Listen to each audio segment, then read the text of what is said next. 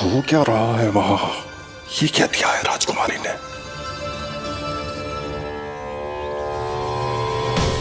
गुरुदेव, शीघ्र ही कोई मुहूर्त बता दे तो बड़ी कृपा होगी। नंद महाराज, अब क्या नामकरण का मुहूर्त भी मुहूर्त निकाल के बताओगे आप? हैं? क्रोधित क्यों हो रही हो यशोदा? बताता हूँ, धैर्य धरो। हाथ मुंह धो लिया, जल पी लिया, विश्राम कर लिया, अब कितनी प्रतीक्षा करवाओगे? हैं? मैं सब समझ रही हूँ, आप जानबूझ के मुझे सताने के लिए ना बता रहे। मैया कितनी भोली है बाबा, आप क्यों सता रहे हो उन्हें? बस बस बस, इतना भावुक होने की आवश्यकता ना है। बता तो, पंडित जी ने बताया है एक बहुत ही शुभ मुहूर्त आने वाले सप्ताह में ये है। और जानते हो जिस शुभ मुहूर्त किस दिन पड़ेगा? जिस दिन हमारा लल्ला पूरे 100 दिन का हो जाएगा। इससे अच्छा मुहूर्त तो हो ही नहीं सकता। धन्यवाद गुरुदेव।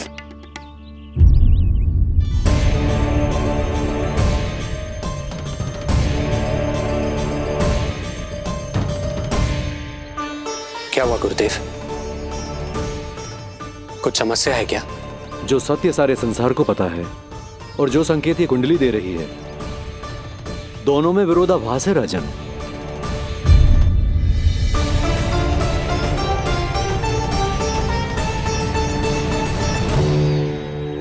मैंने कहा ना राजन, उसकी चिंता करने की आवश्यकता नहीं है। ये कुंडली मुझसे कह रही है कि आपके भाग्य में केवल पुत्र थे। आपके भाग्य में केवल पुत्र थे, तो पुत्री कैसे हुई? इस कुंडली के अनुसार आपकी दोनों पत्नियों के एक एक पुत्र जीवित हैं।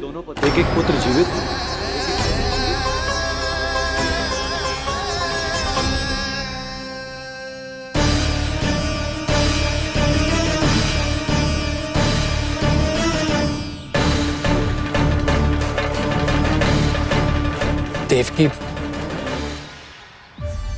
गुरुदेव मैं कुछ कैसे? कहने की आवश्यकता नहीं है राजन, मैं जानता हूं मेरे प्रश्नों के उत्तर कहां मिलेंगे। अरे कौन से प्रश्न और कैसे उत्तर? किस बारे में बात कर रहे हैं? ये लोग जो भी बात कर रहे हैं वो मुझे सुनाई क्यों नहीं थी? सही समय की प्रतीक्षा कीजिए राजन, आपके दोनों कार्य पूर्ण होंगे।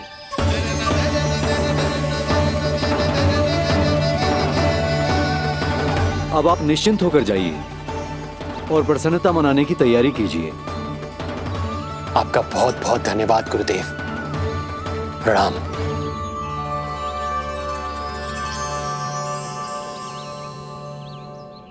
सच्ची? पहले नारायण को धन्यवाद दूं कि लल्ला को सूचना दूं? कुछ समझ में ना आ रहा। लल्ला मैं अभी आया।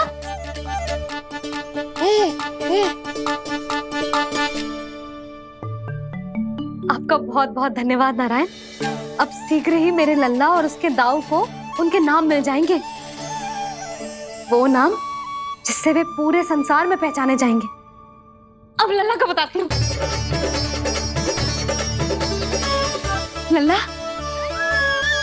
तू जैसे ही 100 दिवस का हो जाएगा, तेरा और तेरे दाऊ का नामकरण हो जाएगा। हाँ हाँ, किंतु आप ना तो बताओगे ना, हम इन दोनों को मिलवा कब सकते हैं? क्या देख रहे हो, बताओ तो। यशोदा, पंडित जी ने कही कि दोनों भाइयों को मिलवाने के लिए कोई मुहूर्त की आवश्यकता ना है, तो हम चाहें तो इन्हें आज भी मिलवा सकते हैं। लल्ला सुनो तूने, तू आज ही अपने दाऊ से मिल सकते है। मैं अभी सारी तैयारियां करती हूँ। भव्य मिलन होगा गोकुल में, भव्य मिलन। कुंडली के अनुसार इन दोनों के 8 पुत्रों में से 2 जीवित बचे हैं। पहला तो रोहिणी पुत्र है, पर दूसरा कौन है? और वो कन्या कौन थी जिसे कंस ने मारा था? वासुदेव की कुंडली में अभी तक पुत्री योग बना ही नहीं है।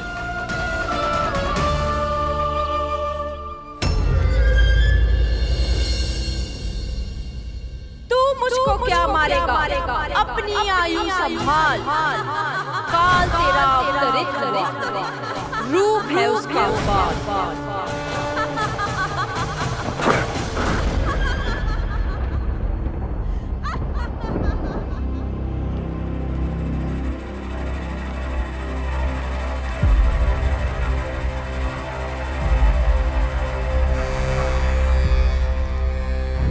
आधी रात को इस तरह से उठकर बैठे हुए हैं आप स्वामी।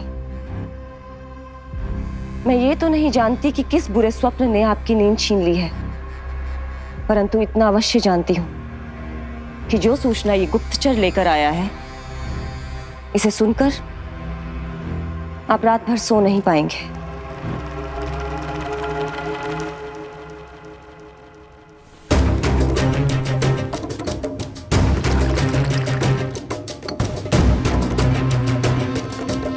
क्या सूचना है? महाराज, उत्कच मारा गया, उत्कच मारा गया, उत्कच मारा गया।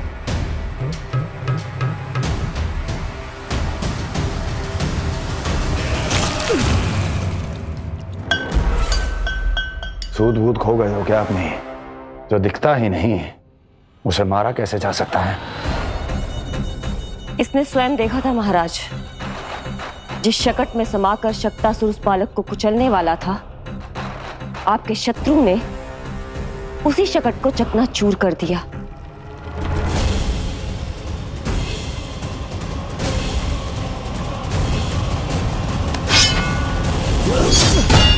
महाराज क्षमा। लगता है आपके सैनिक और तलवार दोनों की धार कुंद पड़ गई है महाराज।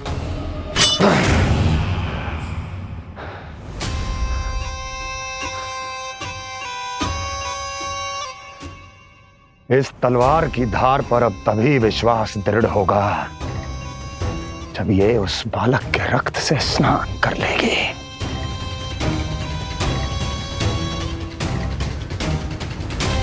और कैसे? कैसे?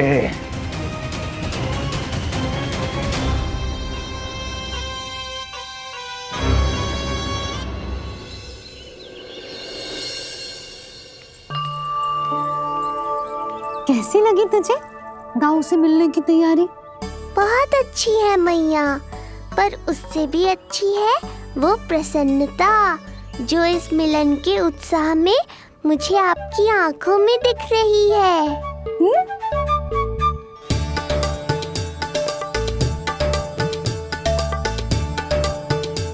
यशोदा, तुमने तो दो भाइयों के मिलन को भी त्योहार बना दिया। हाँ तो ये किसी त्योहार से कम थोड़ी ना है।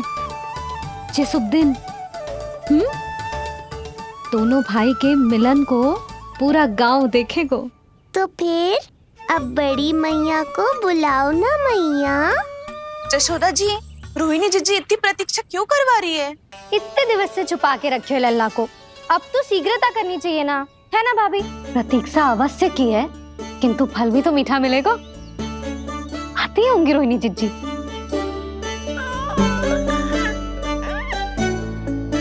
जीजी, कहीं उन्होंने अपना विचार तो ना बदल दियो?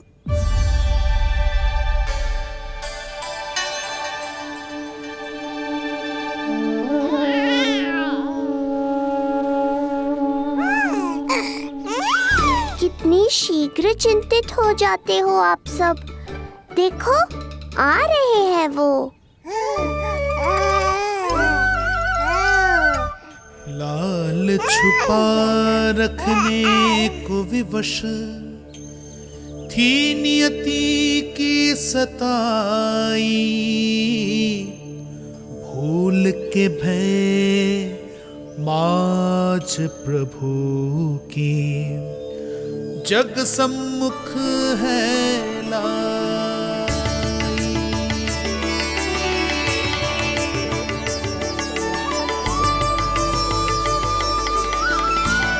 देखो तो कितनी मधुर मुस्कान है। और आंखें कैसी गंभीर और गहरी है।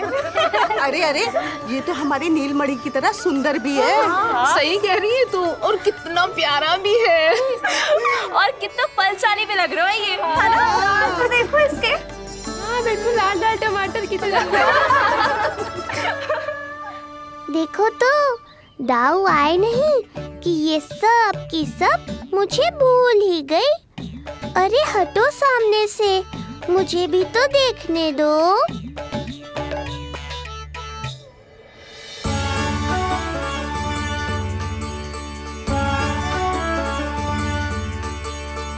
मैया सहायता करो ना।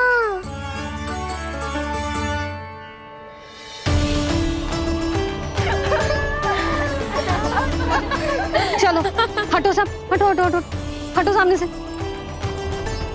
चलो दोनों भाइयों को एक दूसरे से मिलने तो दो।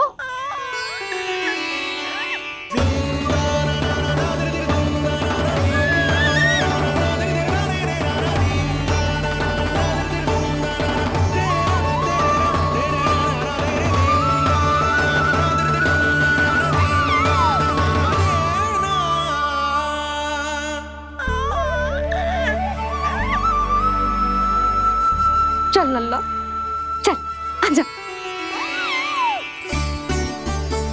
देख लल्ला, आ गए जे तेरे भैया, तेरा दाऊ। जी भर के बातें करो और निहारो एक दूसरे को। लाओ जिज्जी, आजा। जे रहे तेरे दाऊ। आओ जिज्जी।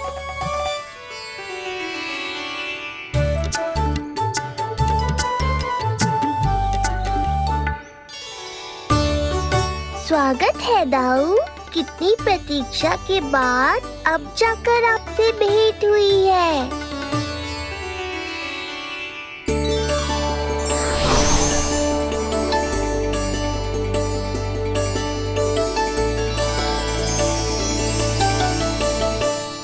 क्या हुआ दाऊ, मुझे पहचान नहीं पा रहे?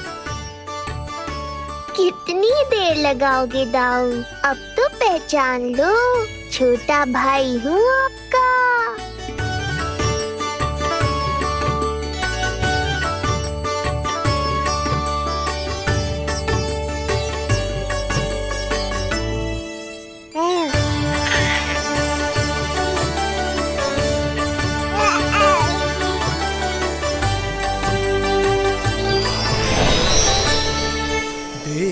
प्रभु को भक्त शेष की आंखें है भर आई, भावुक हरि भी निहारे की अब मिलन की बेल आई।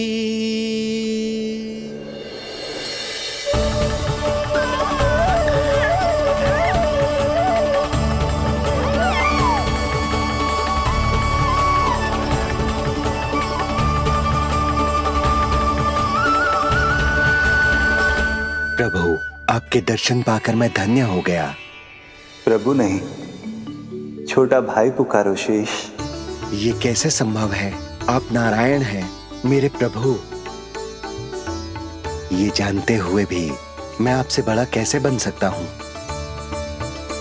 हर दुविधा की तरह इसका भी समाधान है शेष। अब तो हम एक दूसरे से मिल भी चुके हैं। पृथ्वी पर हमारा सूत्र जुड़ चुका है, इसलिए समय के साथ तुम ये भूल जाओगे कि तुम्हारा ये भाई मेरा ही अवतार है। ये क्या कह रहे हैं प्रभु? वही जो आवश्यक है। नहीं तो तुम नीलमणि के बड़े भाई होने का कर्तव्य कैसे निभाओगे? कैसे डांटोगे मुझे? और बड़े होने के नाते मुझ पर अधिकार कैसे दिखाओगे? पर प्रभु, पर किंतु परंतु ये सब भूल जाओ शेष। आज से इसी क्षण से मैं हूं तुम्हारा छोटा भाई और तुम मेरे ताऊ। मैं हूं तुम्हारा छोटा भाई और तुम मेरे ताऊ। नारायण नारायण दाऊ। दोनों इतने सुंदर लग रहे हैं, मेरी तो दृष्टि भी ना हट रही इससे। कहीं मेरी ही दृष्टि ना लग जाएगी।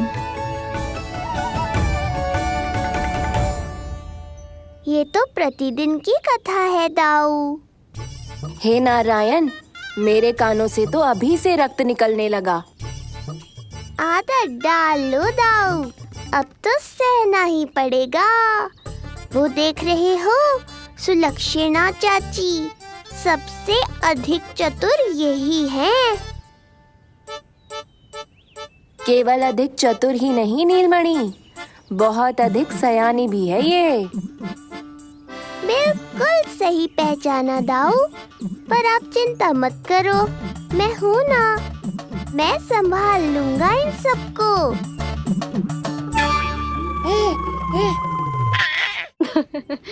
देखो तो जिज्जी, इन दोनों की दृष्टि एक दूसरे से ऐसी चिपक गई है कि अब हटने का नाम ही ना ले रही। ये सूचक है उस प्रेम के बंधन का जिसमें ये दोनों भाई आज के बाद सदा के लिए बंध जाएंगे।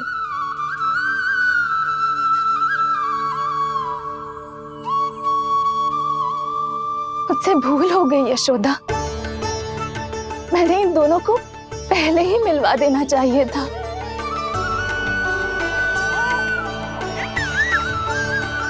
मैं कहती थी ना आपसे।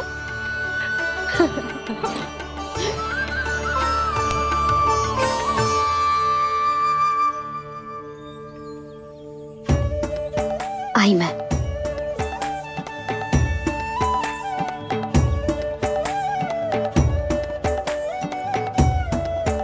क्या सोच रहे हो ऐसे खड़े खड़े? देख रहा हूं दोनों भाइयों का ये मिलन किसी त्योहार से कम थोड़ी ना। सही कहा था तुमने।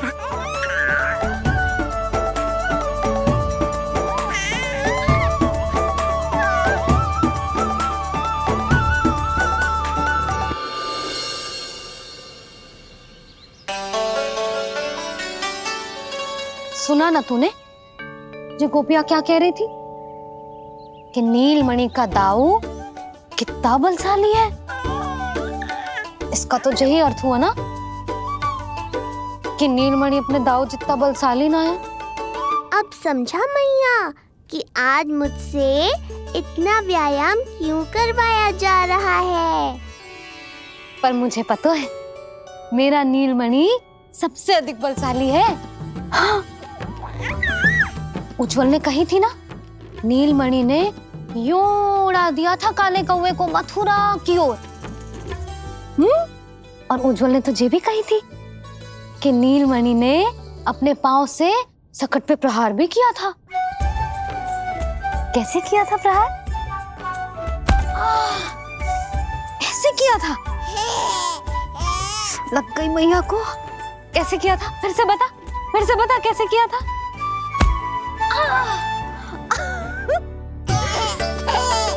मेरे लल्ला में कितना बल है, मैया को ही धकेल दियो पीछे। अच्छा ही है कि आप उज्जवल के कहे को गंभीरता से नहीं ले रही, नहीं तो आपका ये रूप मैं कैसे देख पाता मैया। फिर से बता कैसे मारा था? कैसे मारा था?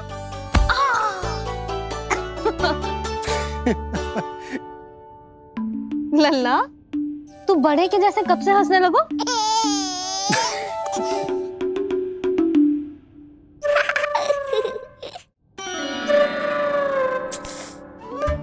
आप यहाँ क्या कर रहे हो?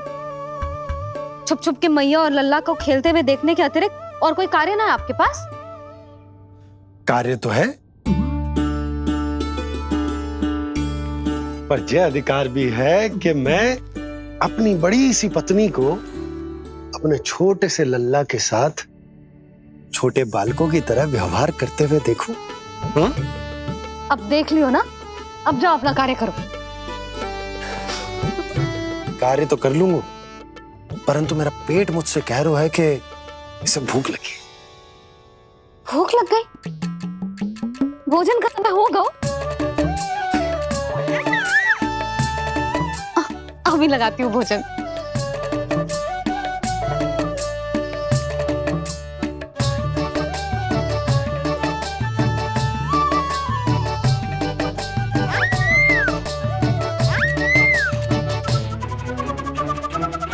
क्या हुआ लल्ला, इतना उतावला क्यों हो रहा है तू? तुझे भी भूख लगी आई है क्या? सच्ची में भूख लगी आई है कि मंद मंद मुस्कुरा के मैया को बांधना चाहता है? तनिक रुक जा, तेरे बाबा को भोजन परोस के यूं गई और यूं आई। मेरा अच्छा लल्ला। आई।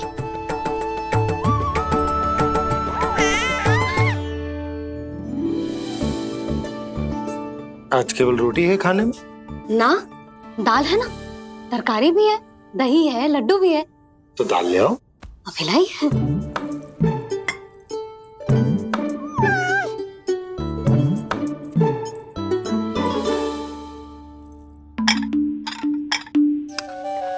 अवश्य भूख ही लगी होगी उसे। यशोदा, दही नहीं दाल। क्षमा करना, भूल हो गई।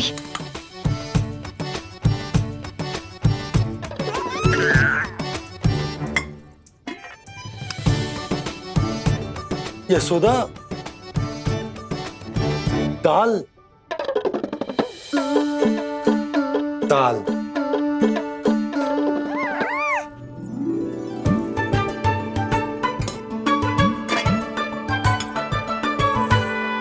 अब ऐसे क्या देख रहे हो?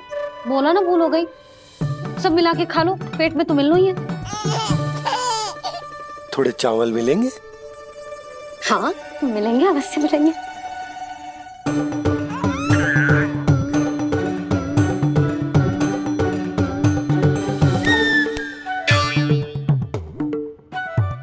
लड्डू नहीं, चावल।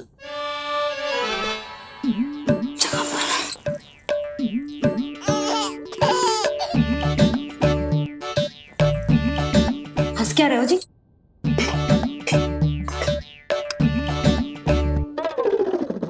आज व्यायाम भी बहुत कस के करवाओ था मैंने, कहीं अधिक भूख तो ना लगी होगी। सच्ची यशोदा, बिल्कुल ना बदले तू। पहले रामू की चिंता में व्याकुल रहती थी और अब हम नीलमणि में तुम्हारा मन लगा रहते। हाँ तो लल्ला भूखा हो और मैया का मन व्याकुल भी ना हो, ऐसा हो सकता है भला? अरे तो दूध पिला दो ना उसको। जाऊं? शीघ्र जाओ। किंतु आप तो खा रहे हो ना पतिदेव। वही तो यशोदा, मैं खा रहा हूं, किंतु वो भूखो है। जाओ। ठीक है। यहाँ थी तो लल्ला की भूख के लिए चिंतित थी, अब वहां जाएगी तो पक्का मेरे भोजन के बारे में चिंता करेगी। कहीं आधे ही भूख में ना उठ जाए तेरे बाबा, उन्हें कुछ और चाहिए होगा तो? सही कहा था बाबा ने, वहाँ मेरी चिंता थी, यहाँ बाबा की चिंता है। सच्ची मैया, अनोखी हो आप। अरे इतने से पेट भर गया तेरा? ना, ये वाली मुस्कुराहट तो मत ही दिखा मुझे। इतनी शीघ्र तेरा पेट भर ही ना सकता। मैया जानती है अपने लल्ला की भूख।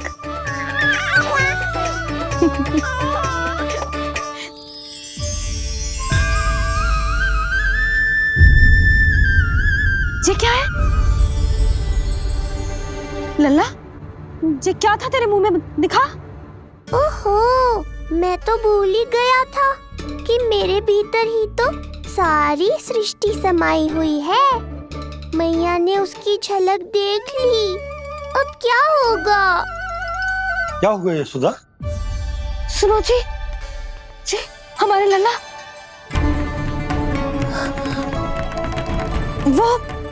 वो इसके मुंह में। क्या? भूल जाओ ना मैया, कुछ नहीं था मेरे मुंह में। लल्ला मुंह खोल के बाबा को दिखा। अरे क्या देख रही है उसके मुंह में? अवश्य ही मेरा दृष्टि भ्रम होगा, किंतु ऐसा भ्रम। अरे बताओ ना यशोदा, या फिर मुहूर्त शीघ्र ना बताने की बात का प्रतिशोध ले रही हो तुम? ना ना, ऐसी बात ना है। तो फिर बताओ ना क्या बात है? हा? मैंने लल्ला के मुंह में कुछ देखो। क्या देखो? अब फंस गया मैं। मैया बाबा को सब कुछ बता देंगी और राय का पहाड़ बन जाएगा। फिर कैसे संभालूंगा इन दोनों को? ऐसे लगो जैसे जैसे जैसे पूरा का पूरा ब्रह्मांड। ब्रह्मांड लल्ला के मुंह में? अच्छा, तुम मेरा मुंह देखो। हाँ।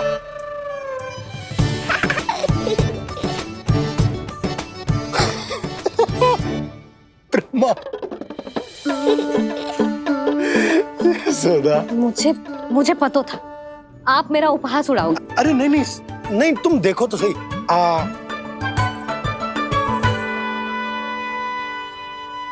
ब्रह्मांड ना सही, गोकुल तो दिखना चाहिए। अरे गोकुल को राजा हूं मैं, है क्या ना? है? देखो, अरे देखो। धन्यवाद बाबा, आपने इस बात को गंभीरता से नहीं लिया, इसलिए अब मैया भी नहीं लेंगी। आज तो बचा लिया आपने। आज के बाद ना आपको कुछ बताऊंगी ही ना। आप जाओ, नामकरण उत्सव की तैयारी करो। और हाँ, इस बार भी उत्सव छोटा ही करना है, जे तो मत ही बोलना आप। हाँ। अब इसे कैसे समझाऊं कि हम कोई भी उत्सव बड़ा ना कर सकते? व्यर्थ ही कंस की दृष्टि पड़ जाएगी हम पर।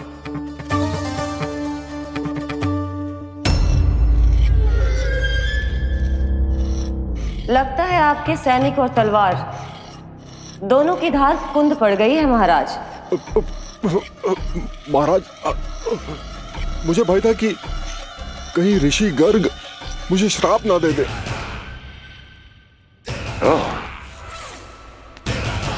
तो श्राप से भयभीत हो गए दुर्जन, किंतु कंस तो कोई श्राप नहीं देता, सीधा मृत्यु देता है। ऐसा न करे महाराज, दया करे, दया निदान। यदि मैं उनकी इच्छा के विरुद्ध भीतर जाने की कोशिश करता तो जितनी सूचना मुझे मिली है उतनी भी नहीं ला पाता। तब आपको कैसे पता चलता महाराज कि आपकी बहन और बहनोई मात्र अपनी वृद्ध संतानों के श्राद्ध के लिए बाहर नहीं गए थे?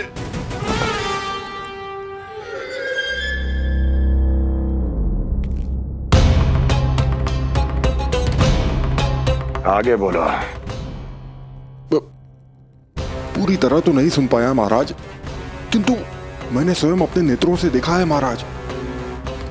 राजकुमारी देवकी ने ऋषि गर्ग के हाथ में कुछ दिया था। ये सत्य है महाराज, और ऋषि गर्ग ने उन दोनों को वचन भी दिया था। सही समय की प्रतीक्षा कीजिए राजन, आपके दोनों कार्य पूर्ण होंगे। महाराज, मैं आपका सबसे विश्वसनीय सेवक हूं। आपके हर आदेश का पालन करना मेरा अधिकार है, और मैंने अपने अधिकारों का पालन किया भी है महाराज। किंतु फिर भी यदि मेरी ओर से कोई भूल हुई हो, मुझे क्षमा करे दया निदान, मुझे क्षमा करे। इसका अर्थ है कि उत्कच सही कह रहा था। वो दोनों अवश्य ही कोई ना कोई षड्यंत्र रच रहे हैं मेरे विरुद्ध। समय आ गया है, अब मुझे किसी ऐसे की खोज करनी होगी जो उतना ही शक्तिशाली हो जितनी की मेरी ये तलवार।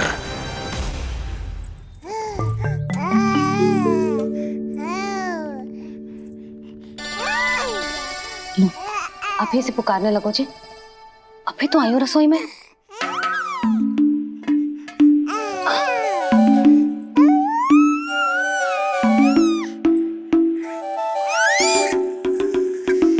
शीघ्र ही तुझे भी अपने बाबा का हाथ बटाना पड़ेगा, समझ रहे हो ना? बटाएगो ना हाथ? अभी जे 100 दिन का भी ना हो और जे इस नन्हे से बालक को काम काज का भार सौंपने की बात करने लगे। काम का नाम सुनते ही मुख से स्वर ना निकल रहे तेरे? अभी तो बड़ा ऊ कर रहा था।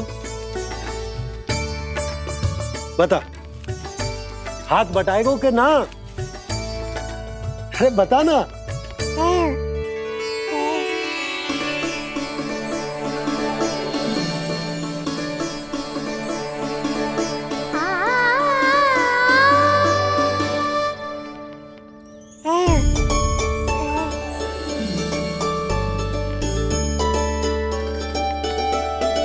कल तू पूरा 100 दिन को हो जाएगा लल्ला।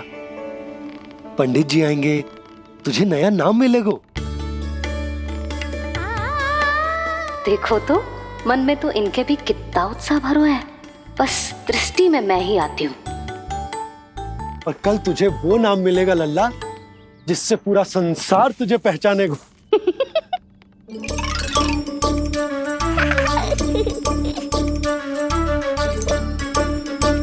अब लल्ला, कितना कार्य शेष है और तूने मुझे बातों में लगा लियो।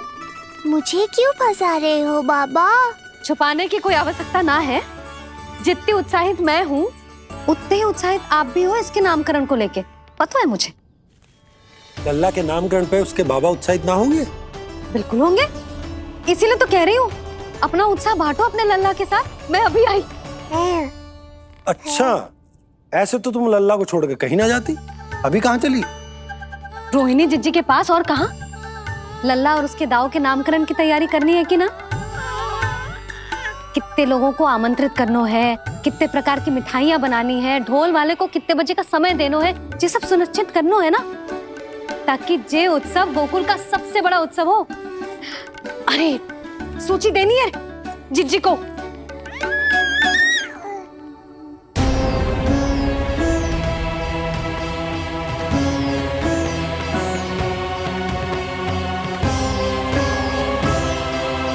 सबकी कोई आवश्यकता ना है। आवश्यकता ना है मतलब? कहना क्या चाहते हो आप? मैं ये कहना चाहता हूं कि यशोदा, सत्य तो ये है कि हमें दुख में ना अत्यधिक दुखी होना चाहिए और ना सुख में अत्यधिक उत्साहित। प्रसन्नता कितने भी क्यों ना, हमें उत्सव संयम से ही मनाना चाहिए। इतने वर्ष संयम ही तो रखा था ना नंद जी। ये समय संयम का ना आनंद से बावले हो जाने का है। यशोदा, हम आयोजन छोटा ही करेंगे। मैं कुछ सोच समझ कर ही तो कह रहा हूं। पर क्यों? मुझे भी तो समझाओ। हर बात समझाने की ना होती है यशोदा। अच्छा, पति पत्नी में भेद हो तो है? ठीक, मैं कोई भेद ना रखूं। जो भी अब तक मैंने तुम्हें ना बताया है वो सब बताऊं। ओहो, क्या कर रहे हो बाबा? कंस के बारे में कुछ बता मत देना मैया को। वो मंगला है ना, उसने आज शाम को ही बछड़ा दियो और भाद्रपद का मास लगभग बीतने को ही है, तो धीरे धीरे शरद ऋतु आ जाएगी, दूध की हानि भी कम हो जाएगी। हाँ? और वो सरजू है ना, उसको बैद जी ने पूरे पखवाड़े का विश्राम के लिए कहा है।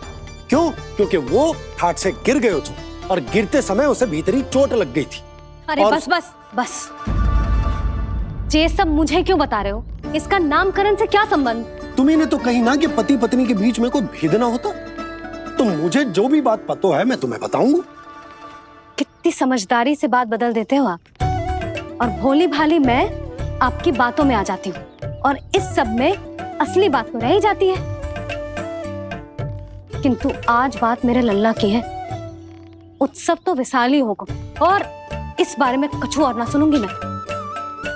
आप लल्ला का ध्यान रखो, मैं जा रही हूँ रोहिणी जीजी के पास। यशोदा,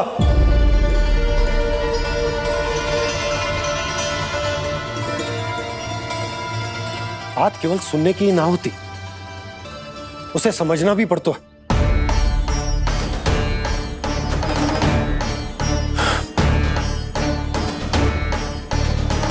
विश्वास है ना मुझ पर? मैं कुछ सोच समझकर ही कर रहा हूं ना। उत्सव तो छोटा ही होगा।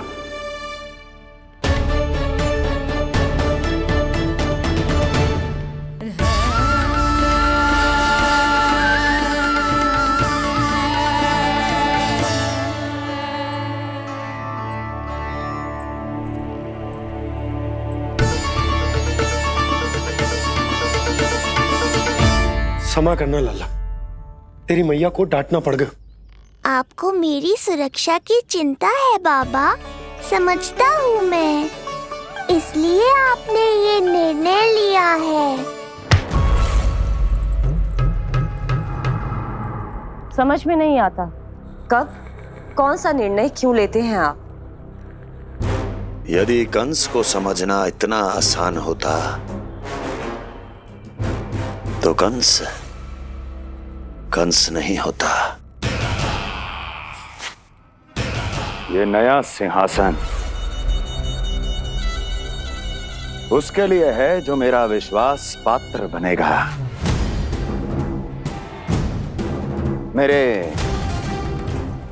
दाहिने हाथ की तरह मेरे मन के सबसे निकट होगा वो। मंत्री परिषद में विशेष स्थान की प्राप्ति होगी। मेरे बाद पूरे राज्य के लिए उसी का वचन होगा। शासन। किंतु ये अधिकार केवल उसे प्राप्त होगा जो मेरी परीक्षा में उत्तीर्ण होगा। मेरा सबसे महत्वपूर्ण कार्य करेगा वो। इसलिए जाओ, कह दो सभी बाहुबलियों को, महाबलियों को, दैत्यों को, दानवों को, प्रेतों को, पिशाचों को, सभी को यह सूचना दे दो ना ना ना ना, सूचना नहीं, चुनौती दो कि यदि साहस है तो आए, मेरी परीक्षा में उत्तीर्ण हो और इस सिंहासन पर बैठने का अधिकार प्राप्त कर ले। जाओ। और हां, ये अवश्य कहना कि केवल वही आए जिनके हृदय में साहस का ज्वालामुखी धधकता हो, जिनकी तलवारें पर्वतों का सीना चीरने को व्याकुल हो, जिनकी संकल्प शक्ति इतनी दृढ़ हो कि मृत्यु से टक्कर ले लें। कायर नहीं चाहिए मुझे। जाओ। महाराज, आप जिसे भी ये विशेष पद देंगे, भविष्य में यदि वही हमारे शीश पर बैठ गया तो क्या करेंगे आप? पहले ऐसा कोई योद्धा सामने तो आए अस्ति, जो उस विष्णु के अवतार का संहार कर सके।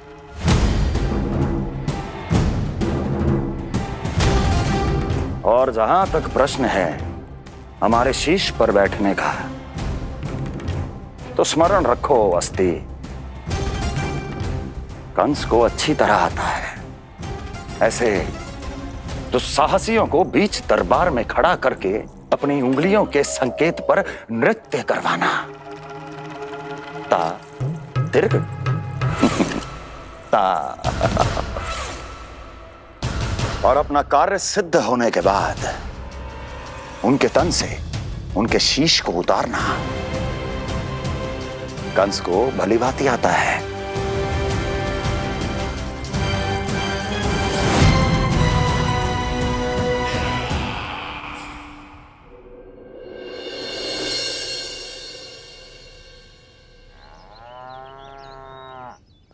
पूरे 100 दिन का होगा हुआ तो लल्ला, कम से कम 100 व्यक्ति तो आने चाहिए थे ना तेरे और तेरे दाऊ के नामकरण में। हाँ, अब तुम मुस्कुरा क्या रहो है? तू ही बता, जे भवन देख के लग रहा है कि यहाँ कोई उत्सव है?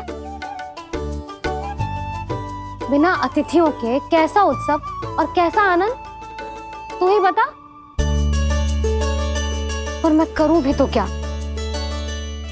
पता है लल्ला, मुझे तो लग रहा है तेरे बाबा ना कंजूस होगा। मैं नहीं तो भला और क्या समस्या हो सकती है उन्हें बड़े आयोजन से? अरे गोकुल के राजा का लल्ला है तू, राजकुमार। यदि तेरा आयोजन बड़ा ना होगो तो भला किसका होगो?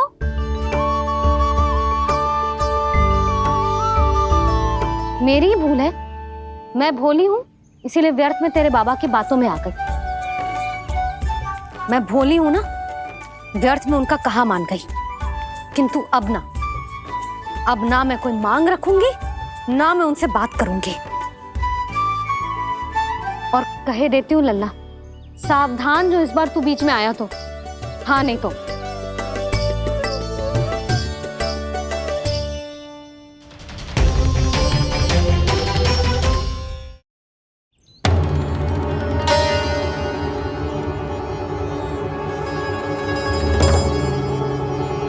क्या होगा?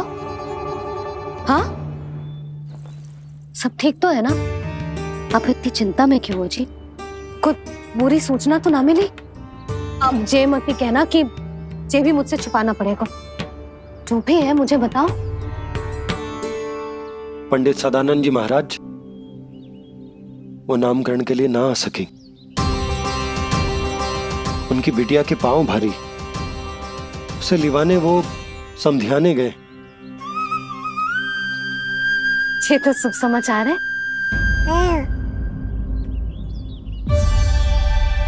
किंतु मेरे लल्ला का नामकरण अब वो सही मुहूर्त पे कैसे होगा? वही तो समझ ना आ रहा। ऐसे मन छोटा करने की आवश्यकता नहीं है मैया बाबा। आप दोनों तो स्वागत की तैयारी करो, आ रहे हैं वो।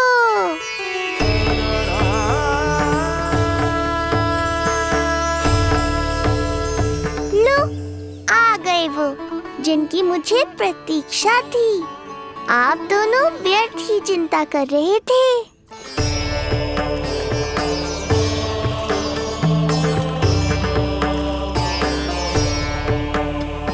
अब कौन करेगा मेरे लल्ला का नामकरण?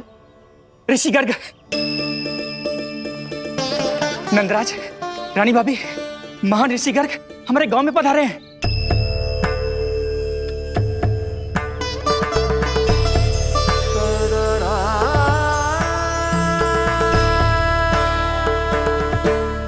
ऋषि गर्ग गोकुल में?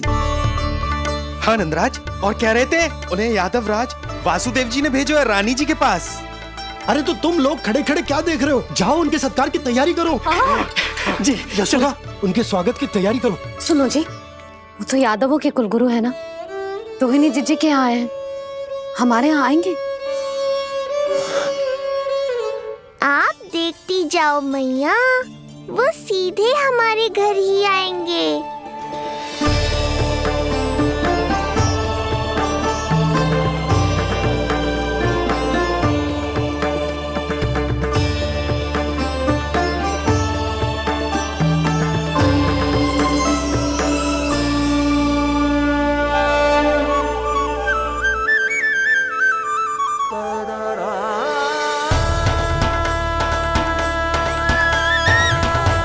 ये क्या हो रहा है मुझे?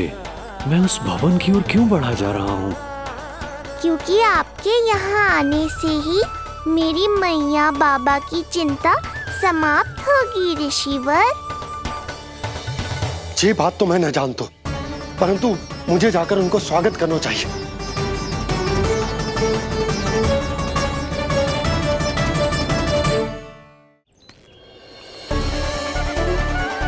गुरुदेव,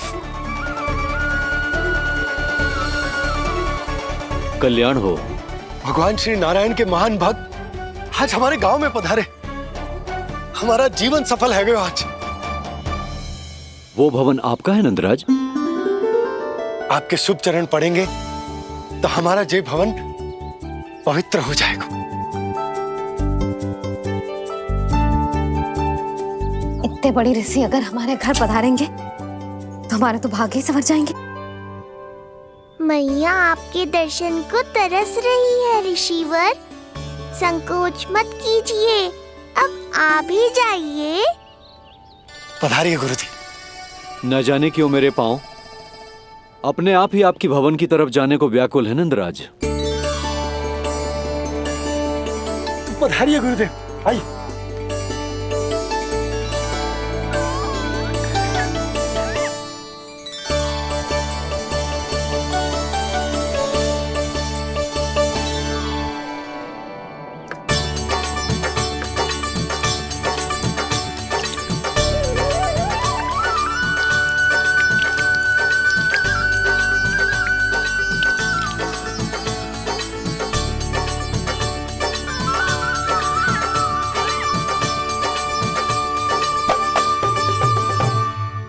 कल्याण हो।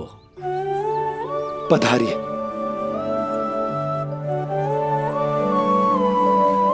आया तो था मैं रानी रोहिणी के भवन में, पर पता नहीं कैसे यहाँ खींचा चला आया। विराजिए गुरुदेव। महाराज, आप इसे भी रोहिणी जिज्जी का ही घर समझिए। मैं अब भी बुलाकर लाती हूँ। महाराज, ये हमारा सौभाग्य है कि आपने यहाँ आना स्वीकार किया। कहिए, क्या सेवा करूं मैं आपकी? मुझे आपके भाई वासुदेव ने भेजा है नंदराज।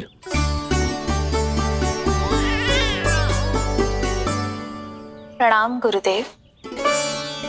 स्वामी जी ने आपसे इतनी दूर आने का आग्रह किया है, अवश्य ही कोई बड़ा कारण होगा। कारण तो है, आपके पुत्र का नामकरण करने आया हूं मैं यहाँ।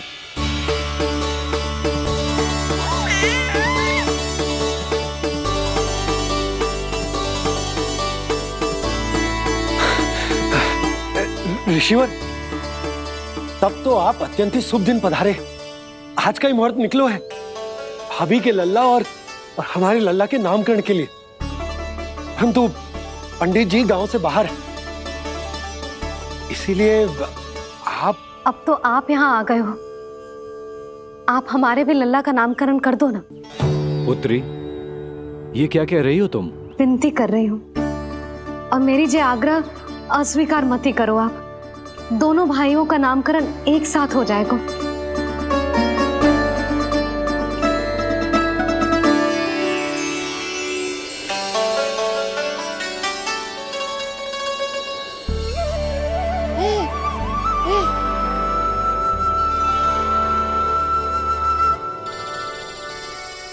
कितने प्यारे और निर्दोष बालक हैं।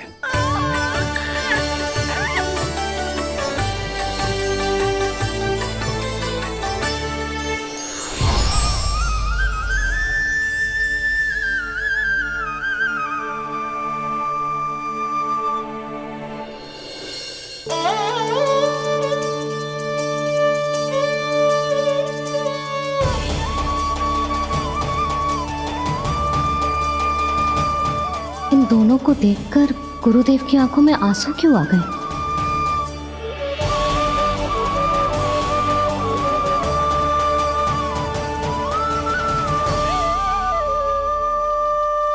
ये क्या कर रहे हैं ऋषिवर?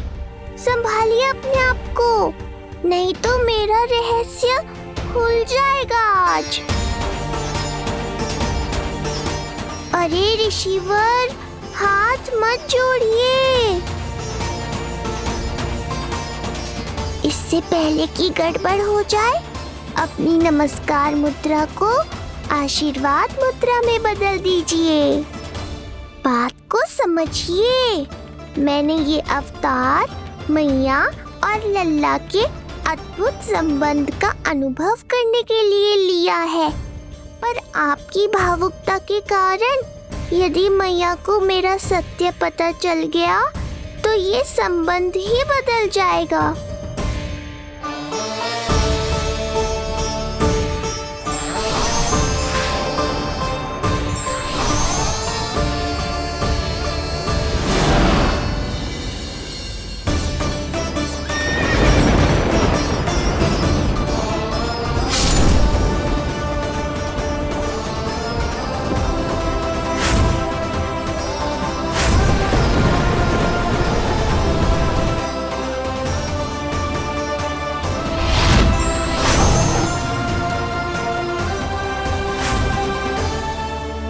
अब आप सब कुछ जान चुके हैं ऋषिवर, इसलिए अब मेरे सामने हाथ जोड़कर मेरे सत्य को उजागर मत कीजिए। अपने शिष्य वसुदेव के पुत्र के रूप में मुझे आशीर्वाद दीजिए।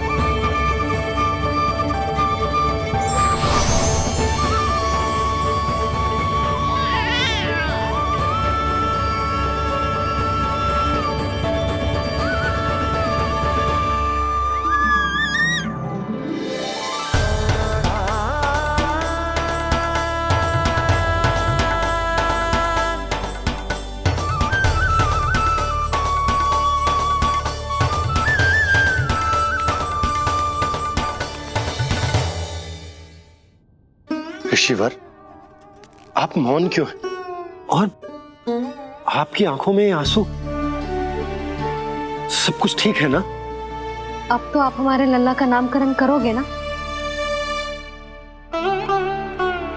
इन दोनों का नामकरण करना मेरा सौभाग्य होगा पुत्री।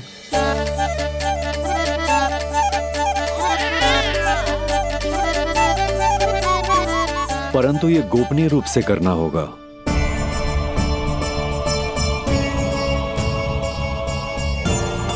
अवश्य ही स्वामी का आग्रह होगा, ताकि कंस की बुरी दृष्टि हमारे पुत्र पर ना पड़े।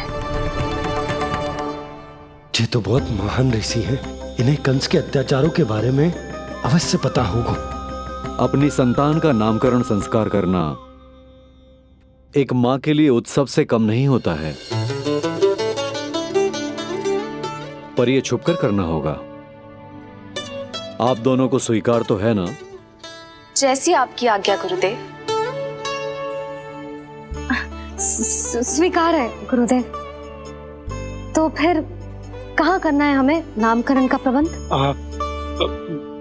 गुरुदेव, मंदिर सही रहेगा?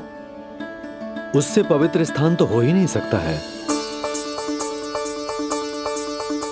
ऋषिवर, आप तनिक विश्राम कीजिए, हम लोग प्रबंध करते हैं। मैं कुछ समय इन बालकों के साथ व्यतीत करना चाहूंगा। ये तो इनका सौभाग्य होगा। हमें आज्ञा दीजिए।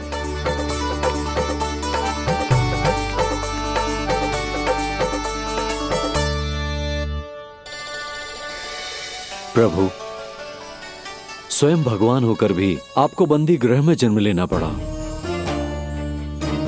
अब अपनी मां को छोड़कर दूसरी मां के यहां पलना पड़ रहा है। जब से गोकुल आए हैं छुप छुप कर रहना पड़ रहा है। इतनी नन्ही सी अवस्था में दुष्ट कंस के कितने ही आक्रमणों का सामना कर चुके हैं आप। और जिस उत्सव में सभी सप्तऋषियों और सभी देवी देवताओं को साक्षी बनकर आना चाहिए, उस नामकरण उत्सव को यहां एकांत में करना पड़ रहा है। क्यों प्रभु, इतने कष्टों को सहकर ये अवतार क्यों लिया है आपने? दुष्टों का नाश करने के लिए, धर्म की स्थापना करने के लिए और सबसे अधिक मैया की ममता का अनुभव करने के लिए। पर इसके लिए इतने कष्ट? मानव जीवन लिया है तो कष्ट तो उठाने ही पड़ेंगे ऋषिवर। मानव जीवन की आंच जला रही है, फिर भी आप मुस्कुरा रहे हैं प्रभु। ये कैसा अनोखा अवतार है? आंच में जलकर भी यदि मैं नहीं मुस्कुराऊंगा तो अपने भक्तों को क्या शिक्षा दूंगा मैं? आज एक कंस का प्रकोप है, भविष्य में सहस्रों कंस होंगे और आने वाले युगों में होंगे अनगिनत कंस।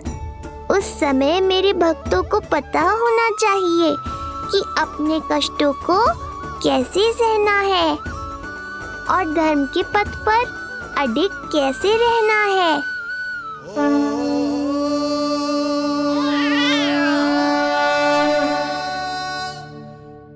आप धन्य हैं प्रभु। देखा अस्ति, जब सिंह दहाड़ता है तो वन के सभी जीव जंतु इकट्ठे हो ही जाते हैं। वो सब जो मेरा विश्वास पात्र होने का अधिकार और ये सिंहासन पाना चाहते हैं, सामने आए। बुद्धि के बिना बल अपंग होता है महाराज, और मेरे पास बुद्धि और बल दोनों हैं। आप केवल आदेश दीजिए किसका संहार करना है।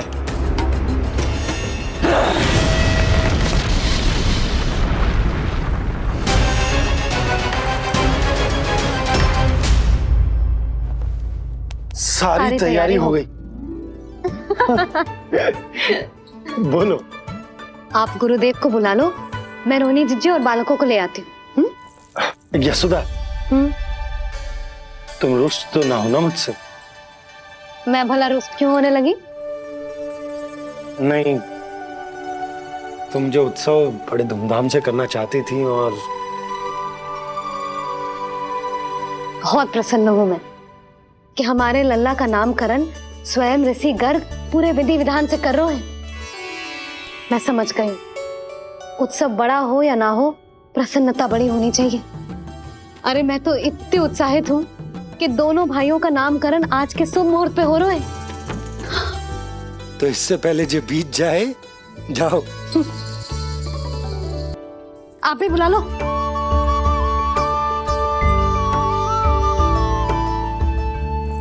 यहाँ सब के सब एक से बढ़कर एक है, तो फिर अपने कार्य के लिए किसका चुनाव सबसे पहले करूं? मेरा सामर्थ्य तो आपने अभी तक देखा ही नहीं महाराज।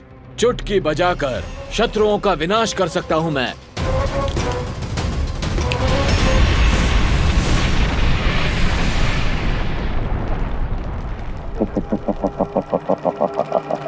वाह! किंतु आपने तो बताया ही नहीं कि करना क्या है। वध करना है, एक नवजात बालक का वध। उसे साधारण बालक मत समझना। गोकुल में नंद के घर पल रहा वो बालक विष्णु का अवतार है।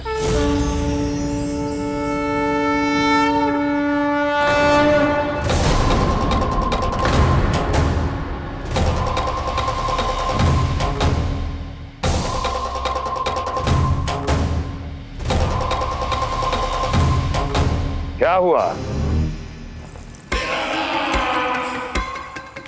इतना सन्नाटा क्यों छा गया? क्षमा कीजिए महाराज, पर मैं नन्हे बालकों के साथ हिंसा नहीं करता। कृष्ण अवतार बड़ा छलिया है महाराज, मैं उसका मुख भी नहीं देखना चाहता।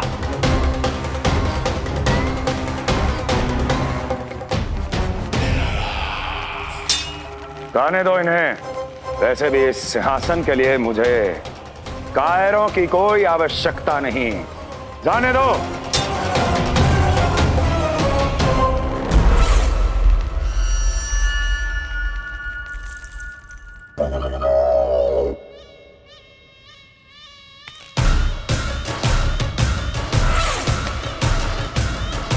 दुर्जन, क्या कहा था मैंने कहा था केवल वही आए जिनके हृदय में साहस का ज्वालामुखी धधकता हो, जिनकी तलवारें पर्वतों का सीना चीरने के लिए व्याकुल हो, जिनकी संकल्प शक्ति इतनी दृढ़ हो कि वो मृत्यु से टक्कर ले जाए। वही होगा इस सिंहासन का असली अधिकारी। महाराज,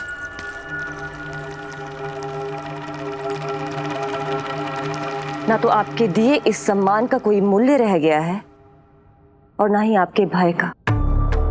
अभी अभी आपने ही कहा था ना कि जब वन में कोई सिंह दहाड़ता है तो उस वन के सभी जीव जंतु एक जगह एकत्रित हो जाते हैं, परंतु उसी वन में जब कोई बब्बर सिंह दहाड़ता है तो वही जीव जंतु भय के मारे इधर उधर भागने लगते हैं।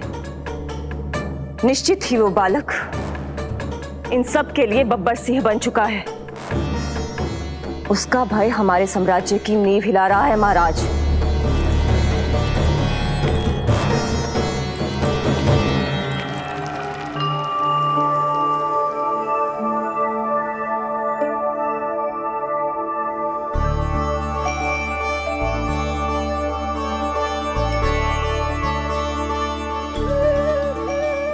हे नारायण, मेरा मार्गदर्शन कीजिए। हे मां सरस्वती, मुझे आशीर्वाद दीजिए ताकि मैं दोनों बालकों के लिए सर्वोत्तम नामों का चुनाव कर पाऊं।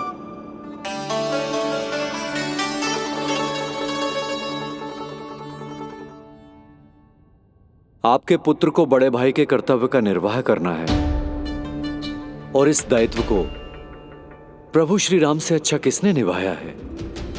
जैसा अटूट संबंध उनका अपने भाइयों के साथ था, मैं श्री नारायण से प्रार्थना करता हूं कि वैसा ही प्रेमपूर्ण संबंध इसका भी अपने छोटे भाई के साथ हो।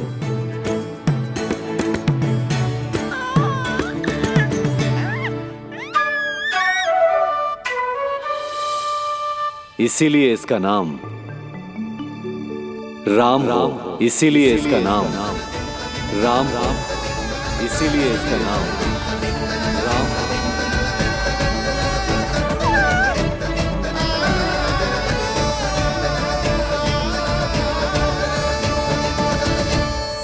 बड़े भाई में आदर्श, न्याय, संकल्प बल के साथ साथ शारीरिक बल भी होना चाहिए। मैं देख पा रहा हूं ये बालक इन सब बलों के लिए जाना जाएगा। इसलिए जो नाम इसके व्यक्तित्व के लिए सबसे उचित है वो है बलराम, बलराम, बलराम।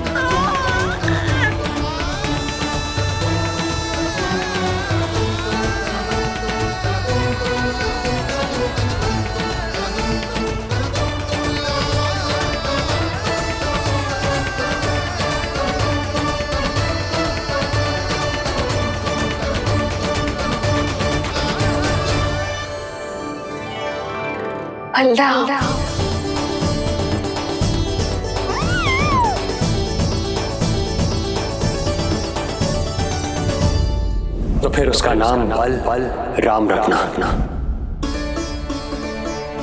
कैसा अद्भुत संयोग है रिसीवर। जब इसके जन्म की सूचना देने मैं वसुदेव भैया के पास मथुरा गया था, तब उन्होंने भी यही नाम रखा था, बलराम। ये संयोग नहीं, नारायण की इच्छा है नंदराज। बलराम से अधिक उपयुक्त नाम इस बलराम के लिए कुछ और हो ही नहीं सकता है। पर मैं तो दाऊ कहकर ही बुलाऊंगा इन्हें, बलदाऊ।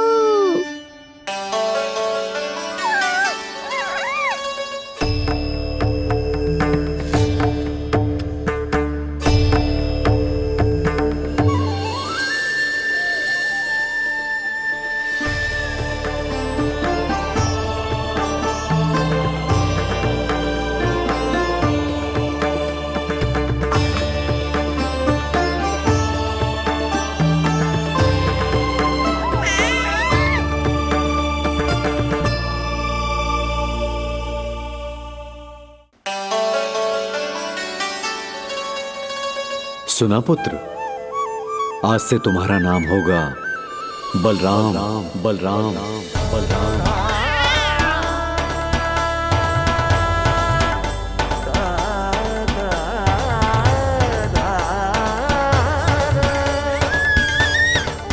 गुरुदेव, कितना अद्भुत नाम दिया है आपने इसे। अब मेरे लल्ला को भी ऐसा ही कोई उत्तम सा नाम दे दो।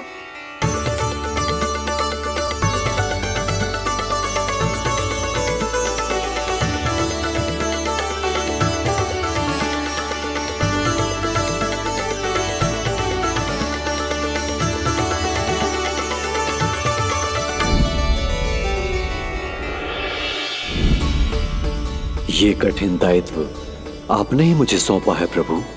इसे निभाने की क्षमता भी आप ही दीजिए।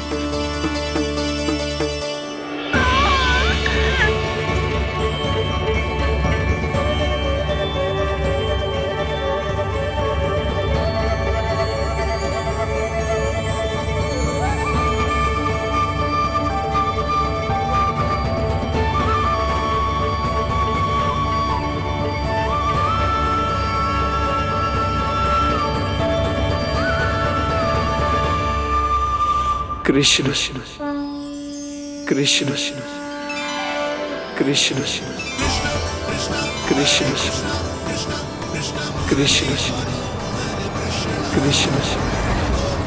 कृष्ण कृष्ण।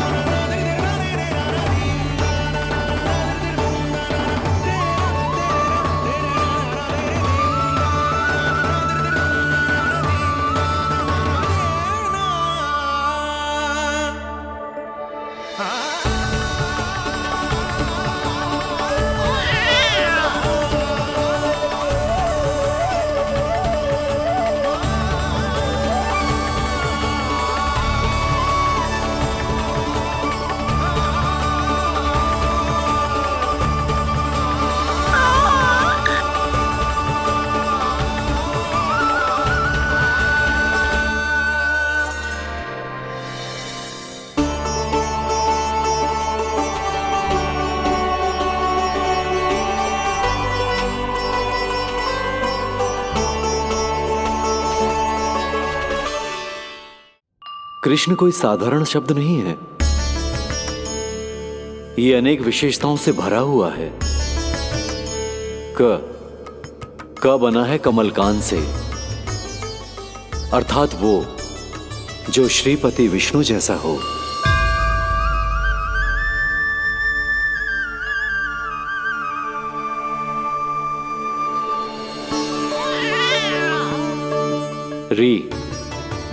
री की उत्पत्ति हुई है श्री राम से, अर्थात वो जो सबके हृदय में बस जाए। ऐश्वर्य के स्वामी विष्णु के लिए, अर्थात वो जो समृद्धि लेकर आए।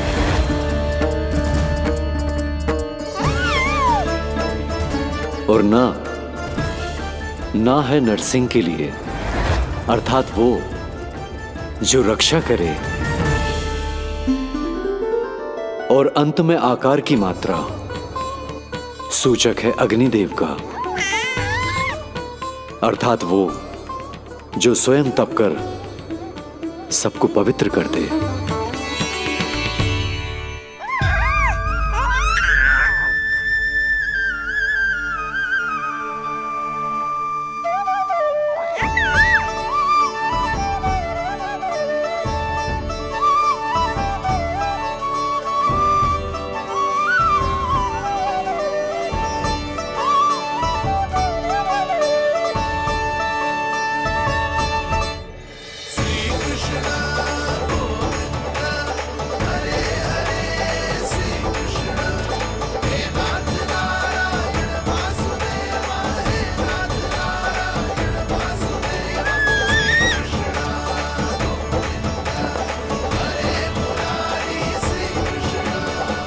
आज से तुम्हें सारा संसार जिस नाम से पहचानेगा वो नाम है कृष्ण। वो नाम है कृष्ण। वो नाम है कृष्ण। वो नाम है कृष्ण। कृष्ण कृष्ण कृष्ण कृष्ण कृष्ण कृष्ण कृष्ण कृष्ण कृष्ण कृष्ण कृष्ण कृष्ण कृष्ण।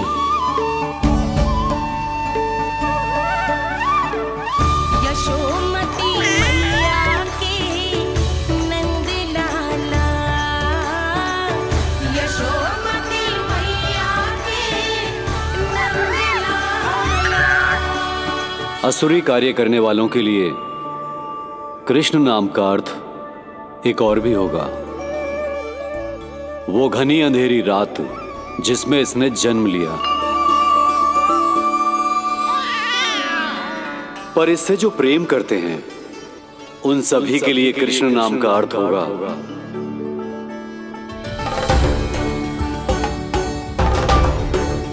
अतुलनीय सुंदरता और अथाह प्रेम।